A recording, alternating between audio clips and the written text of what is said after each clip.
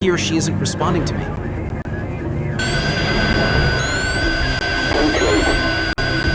I think we're defeating it!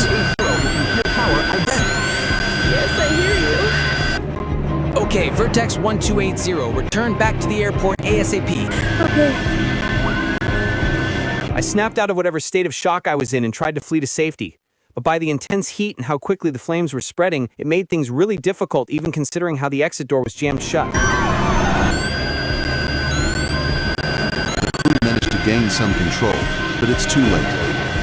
We're not gonna make it! Please don't crash. I then yelled out for everyone to brace. Everyone, brace, brace, brace! Keep your seatbelts fastened! Before we hit the ground, the flight attendants asked us to brace for impact. I quickly did that. I only thought of, I guess we're dying tonight. Goodbye, everyone.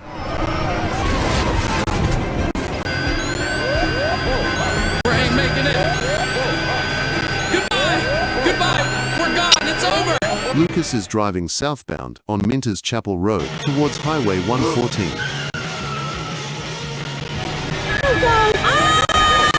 Fuck, damn it!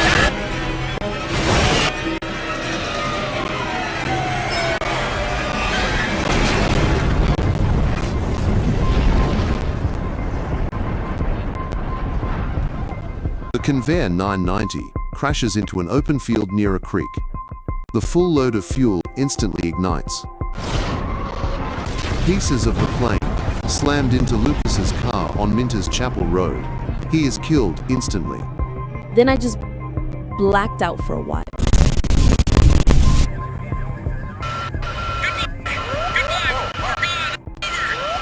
Everyone in the tower was, it was complete silence afterwards. We were just stunned, wishing we could do something to take it back. I heard another explosion after the initial crash, and I thought that it was related, but I was still unsure. Without knowing Flight 22, the controllers issued the fire crew to respond to Flight 1280's site. I noticed that North Texas 22 was unresponsive for a while. We kind of forgot about him, so I had to check up on him. North Texas 22, do you copy? Most of our attention were caught on Flight 1280. North Texas 22, I called please Flight acknowledge 22 ground. 5 times. North Then Texas I realized 22, there was ground. another crash other than 1280. North Texas 22, do you hear my last transmission? He's not responding either. But he was unfortunately involved in the crash too. That's when we know 2 planes just went down. I then attempted to start saving people before the plane was fully engulfed, and it eventually got to the point where I was unable to save anyone else.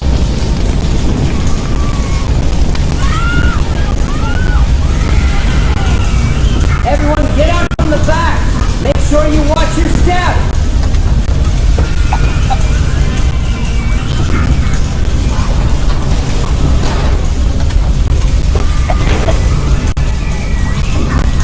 Putting some force on the door by prying open the door with a pocket knife and throwing my body against the door, it eventually gave way and opened up to let me escape.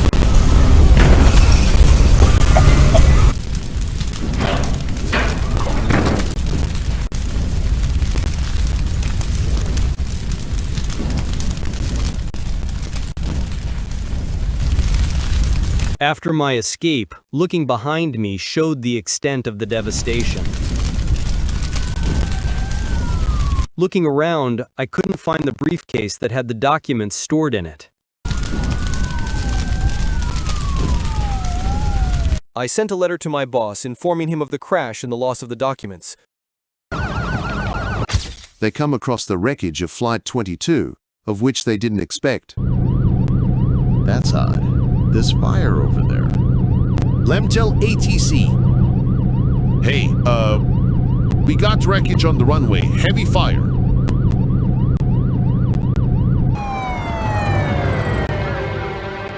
Only through slow realization and the piecing together of inconsistencies and field reports does it dawn on them that something happened. When I arrived that time, it was just a huge inferno, but I truly believe there's going to be some survivors in the back. Are you okay, sir?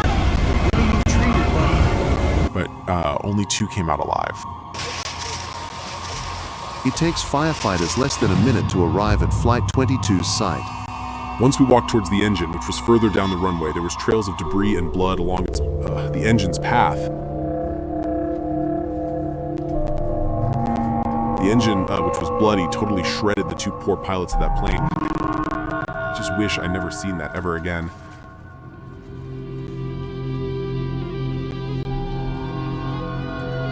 The wreckage of Flight 22 burned for roughly 20 minutes until it was put out.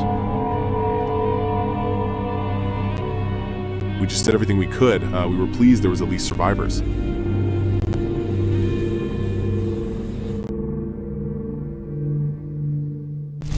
And then I didn't remember much of that. Just know that I got knocked out, and that's it. I barely woke up.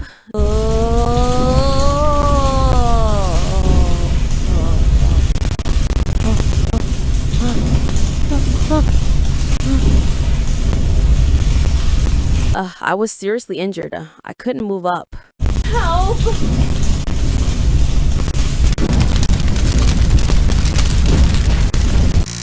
We got dispatched on a sprinkling, foggy Thursday, just almost near evening, that there were 2 accidents at once. And I thought, man, this is going to be a long day. It takes firefighters less than 5 minutes to get to the site of Flight 1280. I knew this was something real major after 2 planes went down at once. I called my headquarters for this portion of the country. They said one word: go.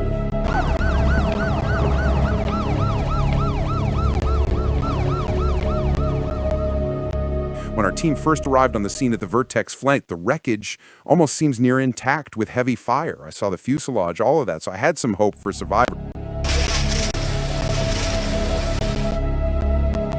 There was a ton of flames, so it took us a while to put them all out. There was a traffic jam after the roads were closed. There weren't that many cars, but people were rubbernecking towards the site, so the police had to do some crowd control. What's going on over there? Is everyone okay? We're not telling much about what's behind us now.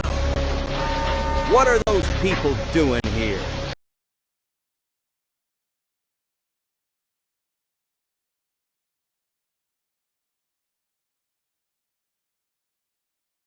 Get this scene under control immediately. Everyone, get back to your cars and turn back from here. Get out of here! Shoot! Shoot! Go! Out! We're not rubbernecking here. Sir, please move away from the scene. Toxic fumes smelt horrible that I had to cover my face. The car that got hit by the plane, the door was jammed, so we had to use a hydraulic rescue tool to break open the door. Unfortunately, we already know that the driver was killed. We saw the tail section, and as I knew it, there were signs of life over there.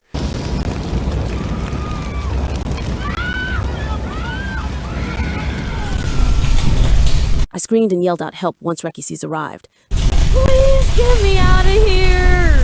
Don't worry, you're getting out of here, right? Then I knew I have to go to the hospital. Okay, come along. You're getting treated soon.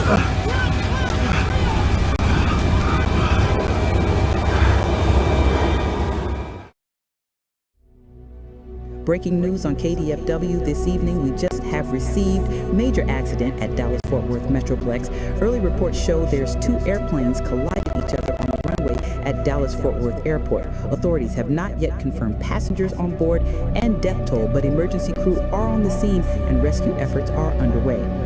Whenever a major crash like this happens, news spread. The world wakes up. Everyone wants to know how and why this crash occurred in the first place. It's something that catches everyone's attention. The other wreckage at the airport where the Vertex flight slammed into, I could see that smoke rising up into the sky. It was very traumatic. It's something I can't get out of. Something which I wasn't made to see. It's a monumental cataclysm. I already knew how bad it was, A great number of innocent people that died unexpectedly. They only wanted to fly to get to their destination.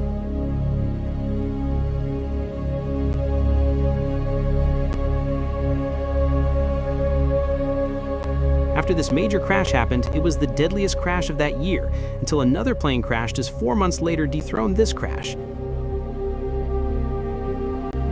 Only 2 people, Brian and a passenger, survived the collision. 35 other people, including Luke, died. Diane and Madison both survived the crash, but 98 others are dead, including Jeff Henfire. Lucas May was also killed when he was driving, making it 99 fatalities at the conveyor's site.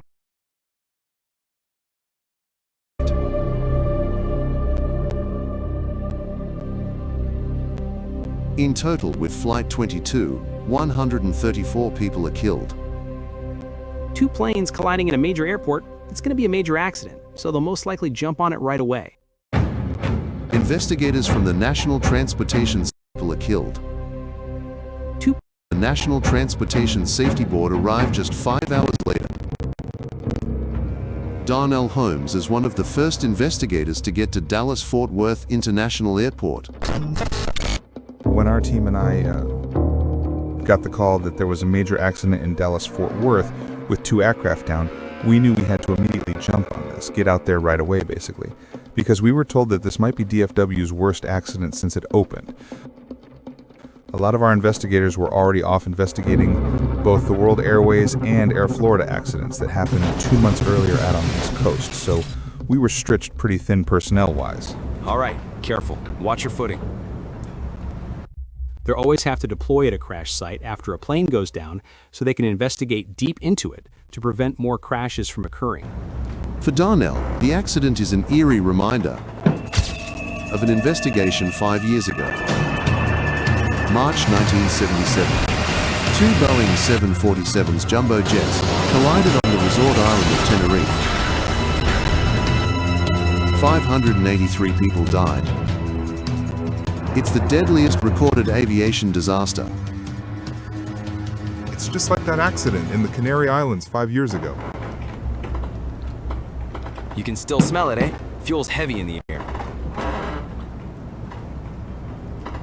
Now, the first thing any investigator has to do when they get onto a scene like this is to make note of anything that stands out right away, or will be useful to us later on, and to find the aircraft's black boxes, although they're actually painted a bright orange so you can easily find them amongst the wreckage of a plane crash.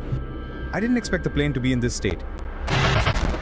So, the first thing we question the situation is, how did both planes ended up like this? I didn't expect the plane would get eaten by the conveyor. The reason we want to recover the boxes is because they're like electronic witnesses, if you will, that record everything that was said and done in the cockpit of the aircraft. If we ended up losing a box, then that's a major blow to us investigator. Hang on. He should have stopped way back there. Why is he all the way over here? Along runway 36 left, we documented the burnt-out wreckage of the North Texas plane, along with the debris the Vertex plane left behind. If this aircraft is here, then something else had to meet it here.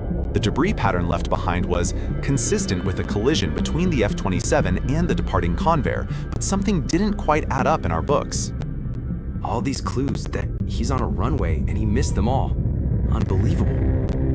We looked around the cockpit. The pilot was already in small bites after the Vertex sliced them. How did they manage to cross without knowing that the Vertex is coming toward them? Make sure those get to DC. Within a couple minutes, workers recover Flight 22's black boxes and send them to an NTSB lab. Debris starts earlier than I expected, right here on the runway. With the recorders on their way for analysis, investigators continue searching for clues at the site. See this here? You don't get damage like this from a single aircraft just by itself. Why isn't it on?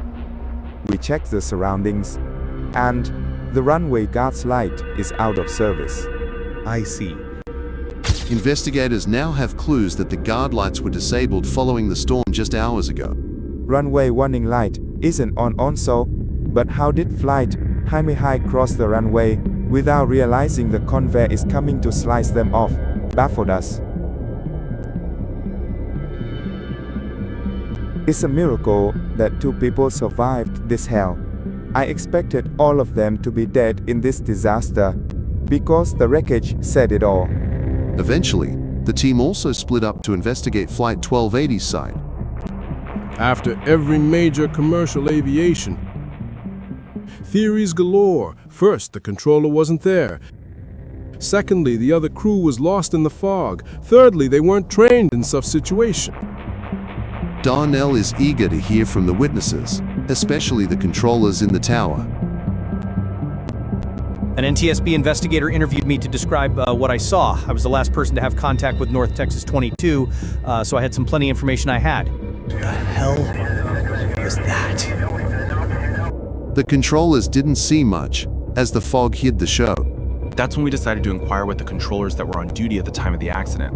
Oftentimes, they're the last person to make contact with the plane, so if they heard something they transmitted, saw something that didn't look right on their scope, anything of that nature, then they know right away. All right, I appreciate you taking your time, so I'm going to ask you a couple questions pertaining to the case, okay? So, the North Texas aircraft, can you show me on this chart how you routed the... Darnell and Joseph recap how he routed Flight 22. Darnell takes notes on the directions. So, you cleared them from where they were on Alpha 5, down across here, across the runway to get to the freight terminal here. We found them to be all the way over here. Did they tell you anything about this? Nope. The plane was reported to be a full mile to the south on a completely different taxiway by the folks in the control tower, so an aircraft like the FH-227, being in that position on an active runway that got hit by a departing aircraft, something told us that this FH-227 wasn't where it should have been. Did the crew of the North Texas plane say anything that tripped you up or anything like that? No, not at all. I only told him to report his position. Okay. One more thing. Can you describe the weather conditions at the time, please? Here. Hang on. If this says it was foggy out, why didn't you issue progressive taxi instructions? They knew what they're doing, so I let them do what they do. When I inquired as to why the folks in the control tower weren't aware of this, he told me that because of the weather, they were not able to send repair crews out right away. In March of 1982, V1. 2 planes collided on a busy Texas airport on a foggy Thursday.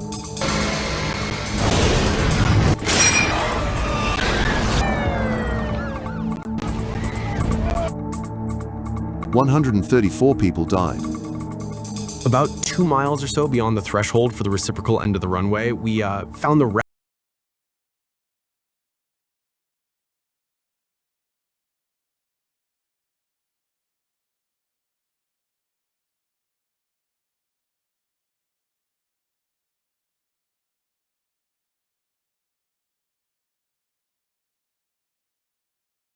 wreckage of the Convair. It had come down and just fragmented upon impact. Okay, this is the wreckage of the Convair. Take note of anything that jumps out at you. We had to be careful walking the site because there were sharp bits of metal and whatnot that would have injured us. Darnell and his team finally arrives to the Convair's site. The wreckage is still smoking after a few hours. Because its wreckage was so far from the main collision area, this told us that the 990 was airborne, but just barely. So we needed to understand what happened in between. We started with the left wing. That's where we found, honestly, some of the most significant damage I've seen in my career in a long time. The leftmost engine, that was gone, back all the way by the runway, and the wing section showed signs of a significant fuel fire and whatnot that was damaging the wing pretty badly. That's part of the left wing. Good job. Hey, over here. It was during our examination of the wing section that we found things like paint transfers, fragments embedded in it, basically debris that didn't belong to the Convair. When we compared it to the wreckage on the runway, it was a clear match. So if we have bits of that other plane in this piece, then they must have hit. All right, what do you got for me over here? Genuinely, I thought all of them are dead. I was surprised that 2 people survived in this devastating wreck.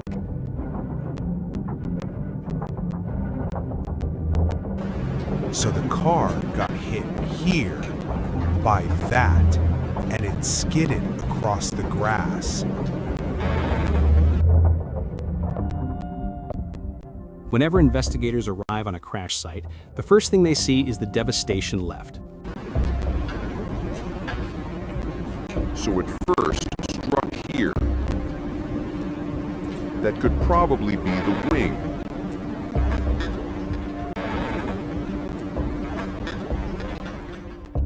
The black boxes are eventually recovered, ready for analysis. Darnell then calls Washington afterwards.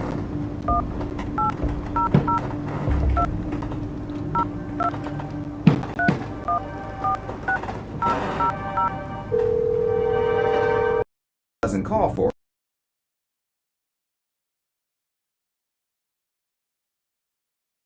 Nuts from North Texas are allowed to fly. The co-pilot, certainly better, but not quite there. He's a solid pilot, just lacks the confidence to challenge the captain. The first officer only had about 2,000 hours, and his records wasn't certainly that much better than the captain's. If you thought having a bunch of pilots with plenty of holes in their records was bad enough, fate conspired against the pilots by North Texas Air having absolutely no training syllabus at all on low visibility conditions, what to expect, and so on. All in all, are these the pilots you want up in the flight deck? Paired together? Nope. Absolutely not. By themselves, none of the issues we noted would prevent a pilot from flying. But if you applied all of them at once, we got a pretty nasty picture out of it.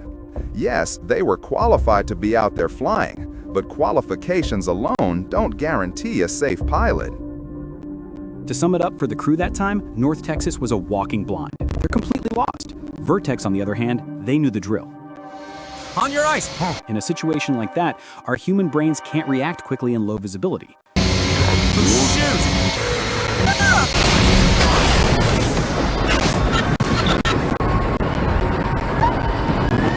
Then both of them met each other, but in a disastrous way. North Texas was the one at fault. They missed a turn, ended up on the wrong taxiway, so many things that are wrong. The next day, the boxers made it to DC for further examination. They will stay there for a while. The tapes afterwards were sent back to Arlington. Play it. Investigators then listened to Flight 1280 CVR.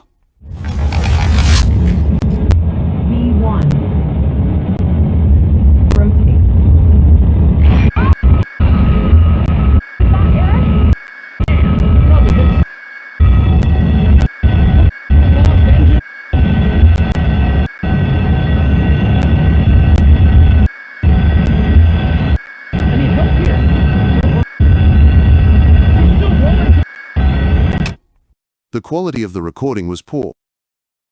Wow. The Vertex pilots already tried their best to regain control of the already doomed to death Convair 990, which they can't do much other than watch it dropping down, poor souls. Flight 1280 was airborne for approximately 32 to 41 seconds after the collision. With loss of hydraulics, it crashed into an open field that is now developed with buildings in today's time. When we got the tapes back from Washington, we finally had a chance to hear what was going on in the cockpit of the North Texas plane. The recorders were of the older type that tended to record for 30 minutes before overriding themselves, so we hoped it captured the final minutes of conversation and any ambient sounds in the flight deck.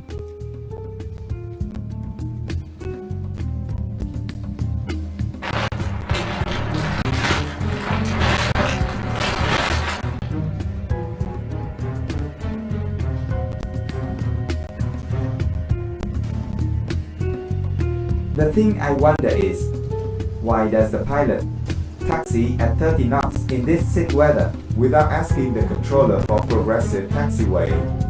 We had the idea of a hands-on approach to tracing their path, and I ended up having to go to the toy store and picking up a couple of these little plastic toy planes that we could push around on this table that showed the layout of the airport. Okay, here's the model planes. Pushing these little toy planes around a table helped us understand the route in the end. Okay, go ahead. We start by listening to the tapes all the way through, no interruptions or anything, just to allow us to understand the sequence of events.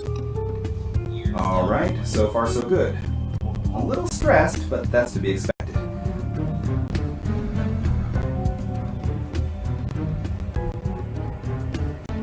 Let's just say that they are being a bit overconfident of being able to taxi to the gates. Already, they taxied to Bravo instead of Alpha, then turned left to Charlie, then somehow ended up at Whiskey Kilo. Missed the turn for Alpha, but that's fine since Bravo parallels Alpha. Wait, go back a few seconds. They're discussing where they are, but they're not that specific, are they? Okay, there's where they made their mistake on turning onto Charlie, which is a north-south taxiway, and not one that runs southeast-northwest like Bravo. Stop right there. I didn't hear any positive identification of 3-6 left that they're about to enter, did you? Continue. The air traffic controller didn't even realize the plane is already off path. The last time they asked Flight 22 to report position is when they're about to cross. Extreme negligence.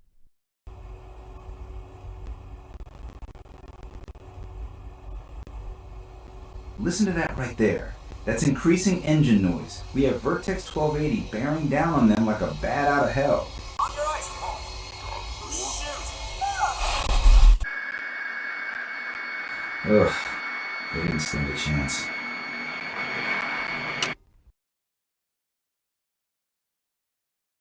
What we just heard was a crew that believed they were in the right spot, but they were somewhere else entirely. But because we weren't seeing what the pilots were seeing out of their windshield, we needed an entirely different approach. Investigators are baffled. Why didn't the airport's signage and runway marks prevent the pilots from being lost? On your ice. Shoot.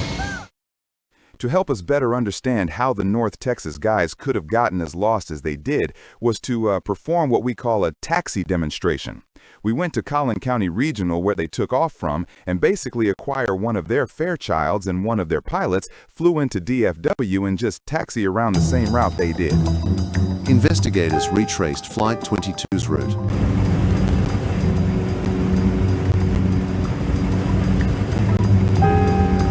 Okay, whenever you're ready. We knew the airport had expanded in the late 70s and encountered problems with their infrastructure, and as such noted things like taxiway lighting. That's the blue edge lights and green centerline lights that tell you there's a taxiway here. Those were damaged or even missing. Jeez, they did a really poor job on the construction here.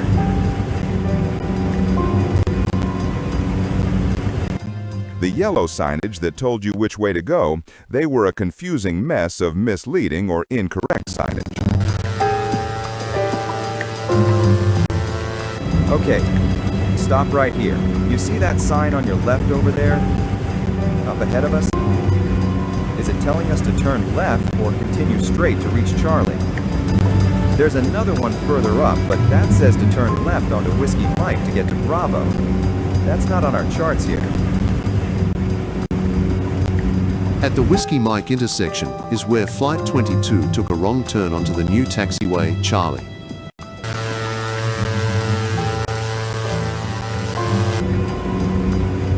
It's hard enough to figure out where you're going on a bright day like this. Imagine if it was foggy out. Now investigators make their way to Whiskey Kilo, the last position of Flight 22. I've seen enough. Let's get back to the air freight terminal.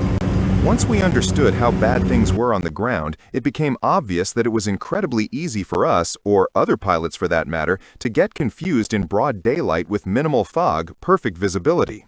This would have been compounded when you could barely see more than 500 feet in front of your plane's nose. The team determines that the signage lights being out of service contributed to the FH227 crew getting lost. Instead of turning right on Alpha after vacating the runway to Alpha 5, The crew continued to Bravo. Then they make a left turn on Whiskey Mike and turned up on the new taxiway instead.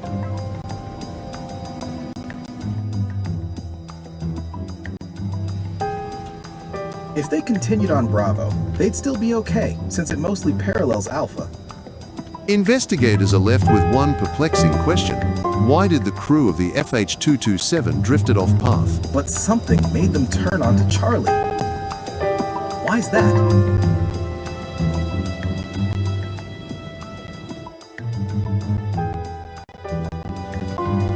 Could they have confused the West Air Freight ramp with the South Air Freight ramp?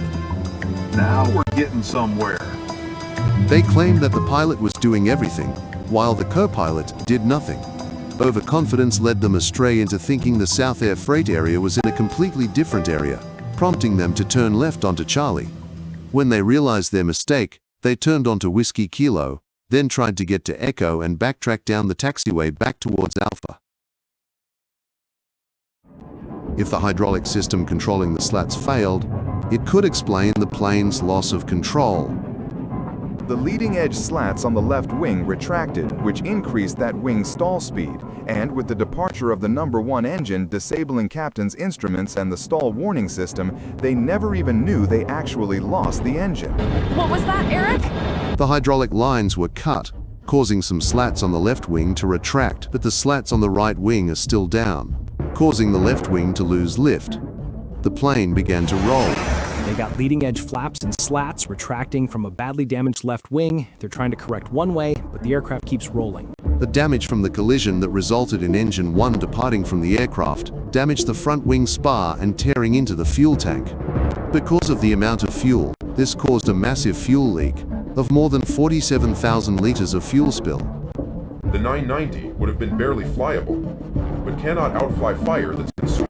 When they collided with the Fairchild, they lost an engine, basically just a broken plane. All those factors made it impossible to recover. They're just doomed to crash.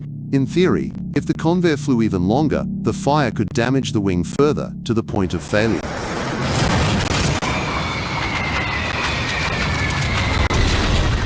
By and large, we ended up at that stage of the investigation where everything started to line up. We had the wreckage, the recordings, and understanding of the crew and how they played a significant factor in the accident.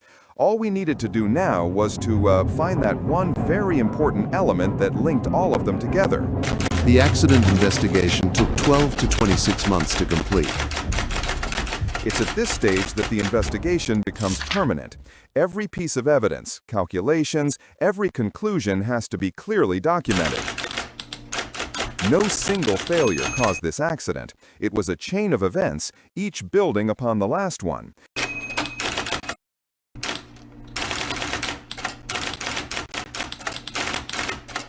And once that chain was complete, there was no way to break it unless you physically removed one of the links.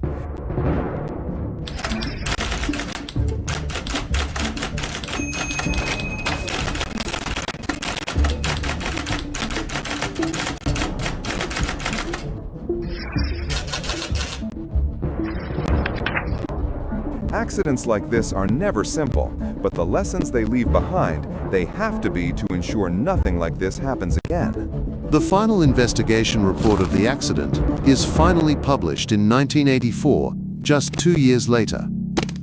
The final report calls for improved airport lighting and signage to help prevent confusion and overconfidence. The FAA also issued recommendations to help improve the airport. Investigators finally figured out what happened on the day of the collision. The amount of human error and overconfidence caused by the FH227 crew is what led up to the disaster. A ton of errors, but their uniqueness says more about the human interaction. A disoriented FH227 crew being lost in the fog mistakenly took a wrong turn on an entirely new taxiway. The 990 crew took off as routine. The controller didn't know exactly where the FH227 was. They failed to warn the 990 because he thought the FH227 was where it was. But they were in an entirely different taxiway.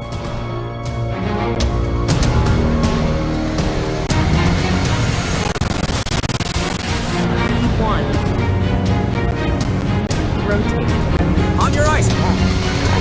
Shoot!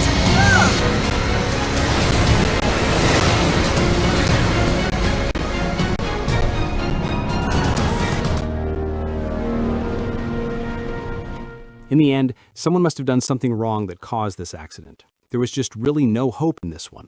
It's the second crash Vertex Express Airlines had, but this one was way major that the CEO of Vertex Express Airlines, James Tusser, held a press conference. It's not entirely our fault. We've done everything all right. So, I would blame our North Texas Air for this.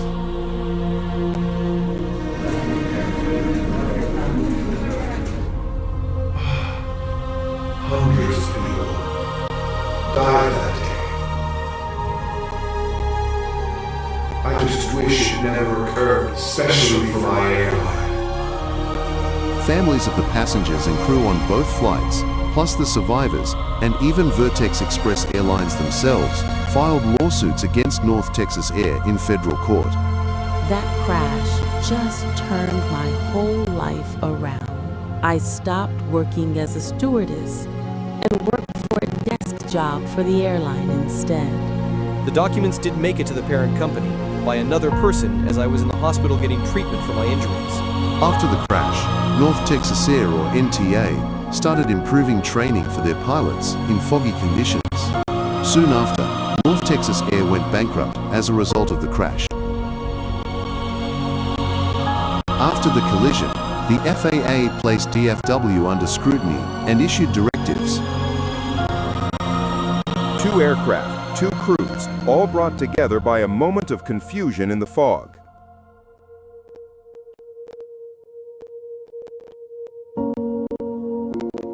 This one particular collision changed DFW significantly, and it was caused by many factors. In aviation, knowing where you are, both in the air and on the ground, is everything. On that day, one mistake was all it took.